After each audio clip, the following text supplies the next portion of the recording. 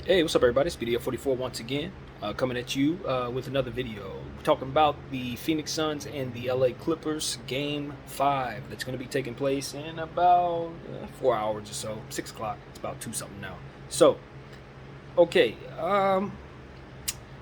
again, predictions, these playoffs are nearly impossible because everybody seems to be getting hurt, and the things that happen when players get hurt, like teams not playing well and guys not stepping up, those things are not happening.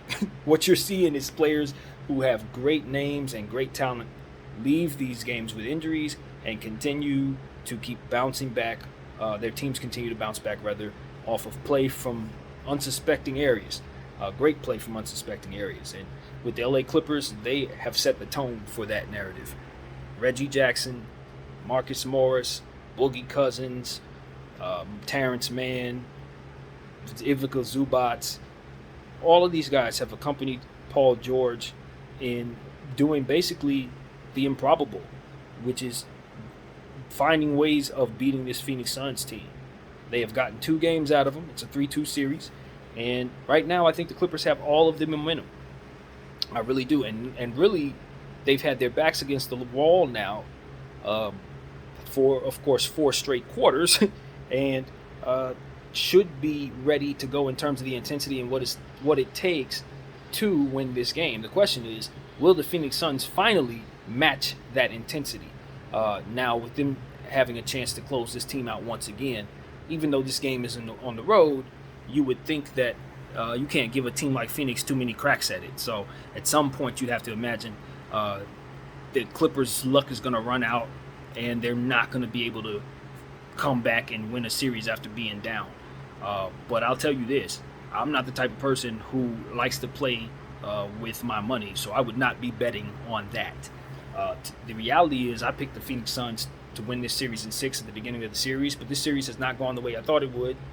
And now that we're here with the Phoenix Suns having a chance to close this series out, I don't really know which way I want to go 4 hours before the game starts. I've always said that I felt the Suns were going to win this thing in 6. And I've seen myself make predictions that haven't panned out at all. So at this point, I'm kind of like, well, I'll just stick with the Suns because that's just the way you need to do this, it seems. There's nothing that you can really look at and say on paper, I know what's going to happen, because the impossible and the improbable continues to occur in these playoffs. I think what I've learned is coaches are the stars in these playoffs. That's what we're seeing here. The coaches are the mainstay. The fact that they have to adjust constantly to the rosters changing and the players being inconsistent. All 4 teams basically are dealing with the same thing, and it's the coaches that are shining because the ones who are able to navigate through this are able to find themselves victorious. So that's the revelation I've had about these playoffs as well. This is more so about coaching than it is about players, really. And so I'm enjoying what I'm seeing here. And as it pertains to the series tonight, just the same. I have no idea what to expect. But what I can tell you is what I've seen. I've seen players on the Clippers get like 15, 17 minutes, and they're doing the most with them. But I just looked at the box score, and Terrence Mann didn't give the Clippers enough in the last game despite the win. And Luke Kennard nearly gave them nothing despite the win. Phoenix Suns can't count on those 2 players to have 2 bad games in a row, in my opinion. Luke Kennard's going to play better. Terrence Mann will be more active, more involved on the stat sheet, in my opinion, tonight.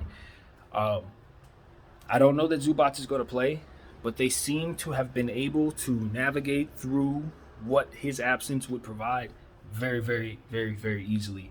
And I think the Phoenix Suns kind of found out about Zubats missing the game and kind of approached the game a certain way because of it. Zubats actually hurt the Phoenix Suns by not playing, in my opinion. Because what has also happened is the Phoenix Suns have slowed the pace down since Chris Paul came back and Cameron Payne got hurt. That is what you have seen. It's a change of pace.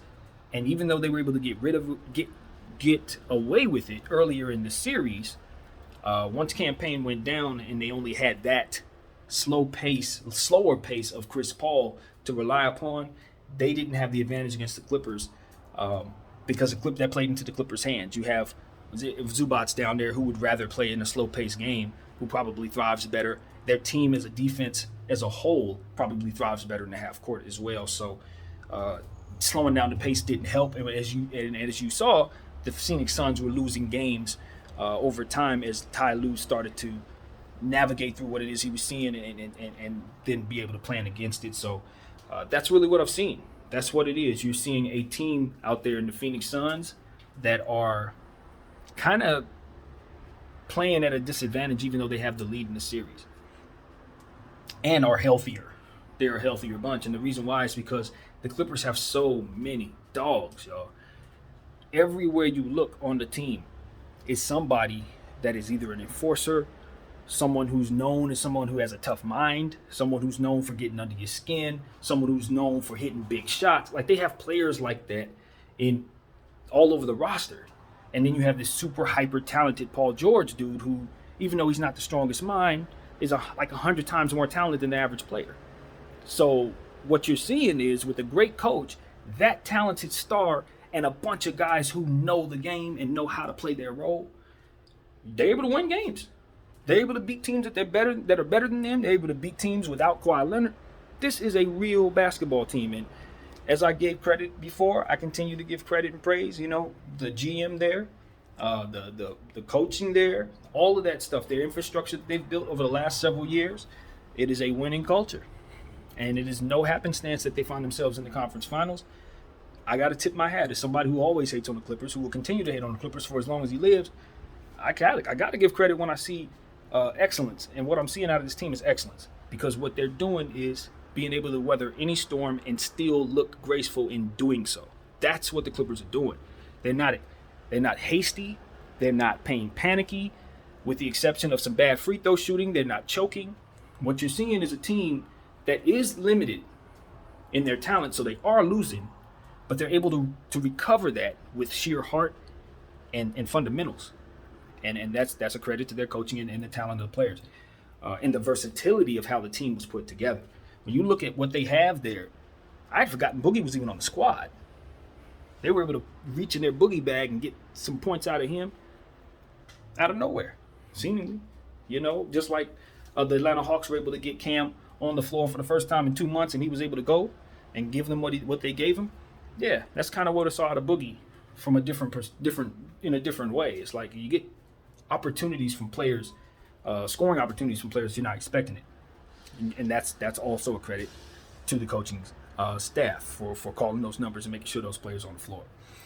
So Ty Lue, man, you're exceeding all expectations over here. I gotta say, man, I went into this series thinking you were a good coach. I think I'll be coming out of the series believing you're a great coach. Pretty certain of that. And I'm the last one on board because a lot of people are already screaming that. But you've won me over, man. I'm seeing it in the adjustments. I'm seeing it in the poise. And I'm seeing it in how the players are playing despite being injured or having injured players. They're just coming out with the same aggressiveness. It's not like Utah to where they're running a singular style of play. These guys are running plays that they've been practicing, and you can see the imprint of repetition and good teaching in these Clippers. It's phenomenal, man, and I want to give some credit, of course, to a guy like Rajon Rondo, who I know is in the background doing what it is that he did for us, for them. I know that they also have guys at the top like Jerry West, who are always going to be around, always answering questions, always providing insight. So they just got a great organization going for themselves right now. Steve Ballmer is a winner. We know that, and it was just a matter of time before he was going to find himself in a position to have excellence around him.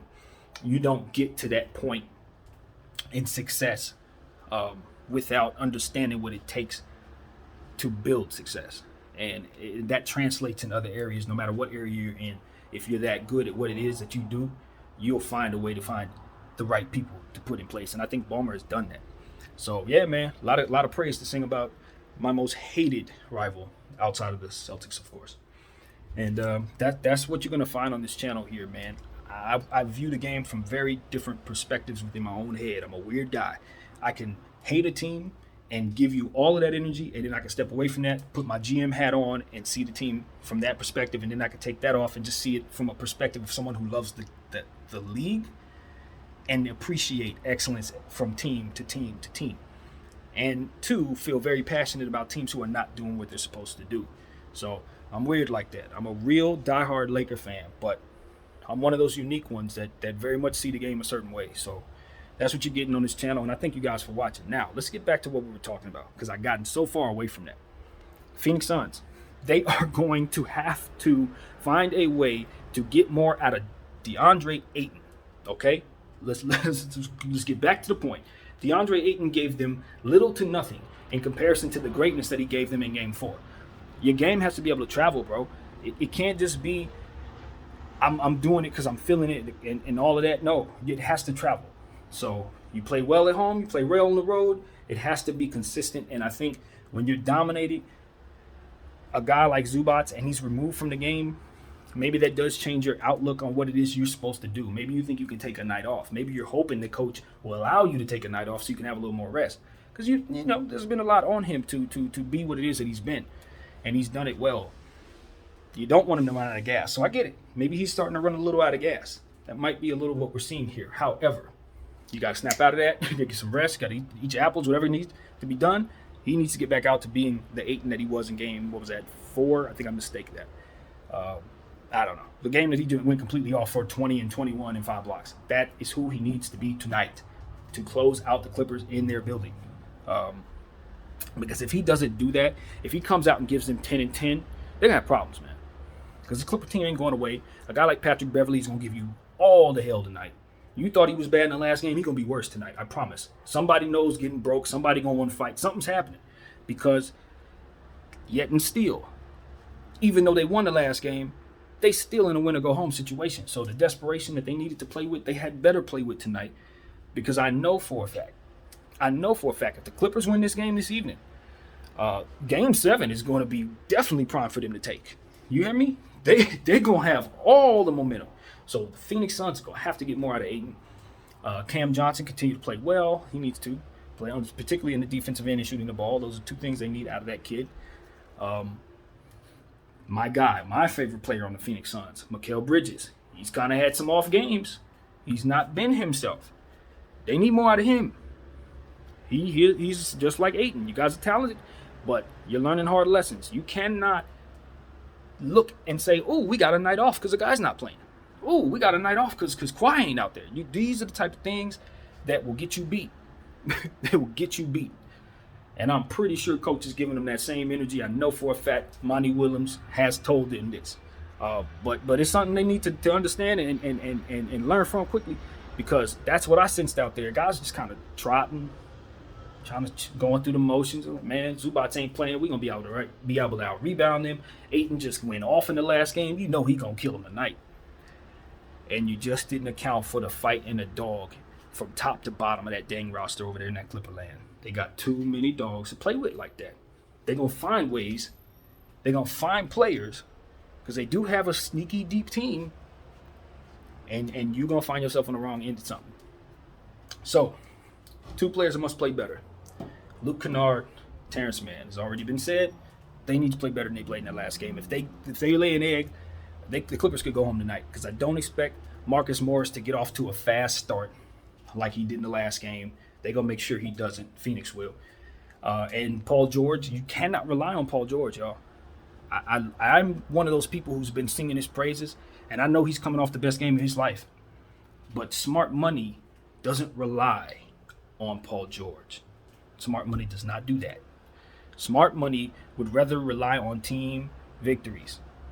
You know, when Reggie Jackson's getting his minutes and doing what it is that he's doing, more of that continuous good play from him should help. Marcus Morris, all that. They need more out of Batum, you know. Consistency is going to be the name of the game for the Clippers. You can't get tight because the pressure now shifts to you having a home crowd who is anxious to stay alive.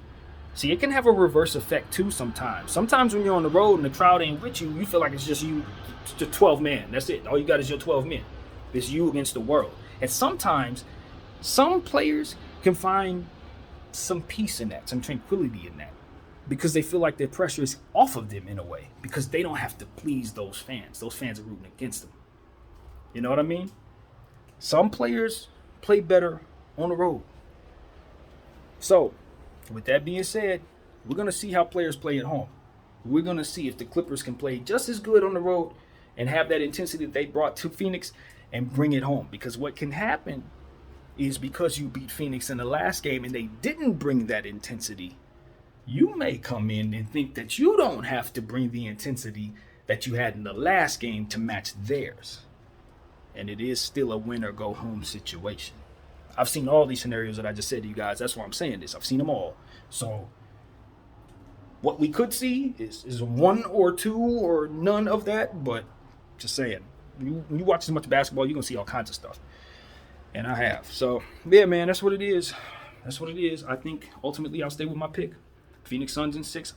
I'm going to pick them to win this game against my better judgment because I tend to do that because I'm prideful. And I'm not going to sway from what I said at the beginning at all. So this is that. I think Phoenix will win tonight. And if that's to occur, it's going to be because Phoenix Suns were not able to do what they should have been able to do in the last game. Now, that dynamic we seen in the Brooklyn series. Because I said to you guys that I thought KD was going to go off for 40. He didn't quite go off for that night. But the next night, he did everything that I thought he would have did in the game previous. So we may see some of that tonight. I don't know. That's kind of how my predictions will be going. I'm just a game late on my predictions. But we'll see, man. We'll see. When to go home, Clips. What you going to do? Biggest game of your lives, period. You've been the worst franchise in basketball and maybe in sports forever. This is the first opportunity you truly have at a Game 7 in the Western Conference Finals. You got to win Game 6, though. It's that simple. You got the squad. You got the coach. And I think you got the defense up against the wall, on their heels, and scared. So what are you going to do? Chris Paul will be awake. Let me tell y'all, I expect 30 points or plus from Chris Paul.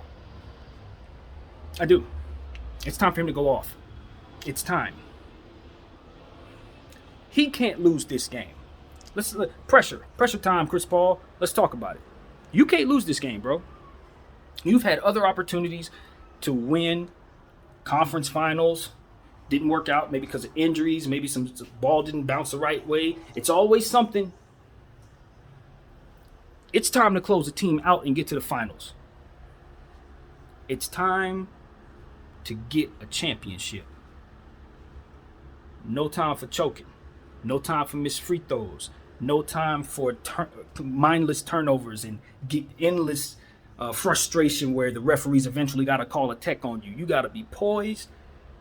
You got to be away from the nonsense, and your jump shot got to be sliding through. Chris Paul got to be sharp tonight, because if he doesn't play well and they lose this game, it's going to affect his legacy forever. Because like I said, Game 7, even though it's in their building, if they lose this game, I do not like the Phoenix Suns for Game 7. I'm telling you, I don't like it. I don't like it. I already think all the momentum is on the Clippers side. So this is just as much a Game 7 for the Phoenix Suns as it is for the Clippers, in my opinion.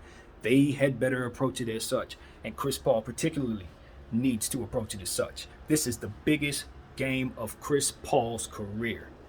Straight up. And I'll leave it at that. My name is BDF44. Thank you all for watching. I'm out.